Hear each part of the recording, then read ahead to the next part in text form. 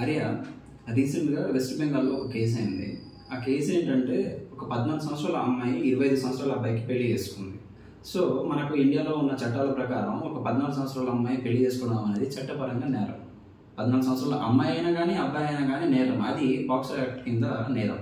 అయితే ఇద్దరు మ్యారేజ్ చేసుకున్నారు, బానే ఉన్నారు. అయితే అమ్మాయికి 17 సంవత్సరాలు వచ్చేటప్పటికి అమ్మాయికి ఒక బాబు పుట్టిండు. They are leading a great life. అయితే ఏమైందంటే వాళ్ళ పైన పాక్సో యాక్ట్ కింద కేసు అయింది. సో ఆ కేసులో ఆ అబ్బాయికి 20 సంవత్సరాల జైలు శిక్ష పడ్డది. సో 20 సంవత్సరాల జైలు శిక్ష పడ్డ తర్వాత అమ్మాయి వచ్చేసి బాగా రోధిస్తుంది. వాళ్ళు చాలా హ్యాపీగా బతుకుతారు. ఆ అమ్మాయి ఒక గ్రామానికి చెందిన అమ్మాయి. ఆమెకు తెలుసో తెలియదో మనకు తెలియదు. సో ఈ విషయాన్ని కలకత్తా హైకోర్టు ఏం చేసిందంటే ఫస్ట్ ఆ 20 సంవత్సరాల జైలు శిక్ష వేసినారు. కలకత్తా హైకోర్టు చాలా తీవ్రంగా ఖండించింది దాన్ని. ఫస్ట్ 20 సంవత్సరాల జైలు వేసిన ఫస్ట్ వెంటనే ఆయన తీసేయాలి, ఆ జైల్లో నుంచి తీసేయాలని చెప్పేసి ఒకటి చెప్పింది. దాని తర్వాత కలకత్తా హైకోర్టు ఇంకో మాట అన్నది, ఈ లేడీస్, ఈ ఆడవాళ్ళు, ఆడపిల్లలు అందరూ they have to control the edges అని కూడా చెప్పేసింది.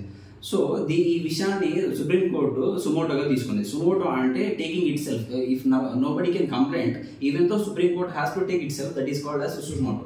సో సుమోటోగా తీసుకొని ఏం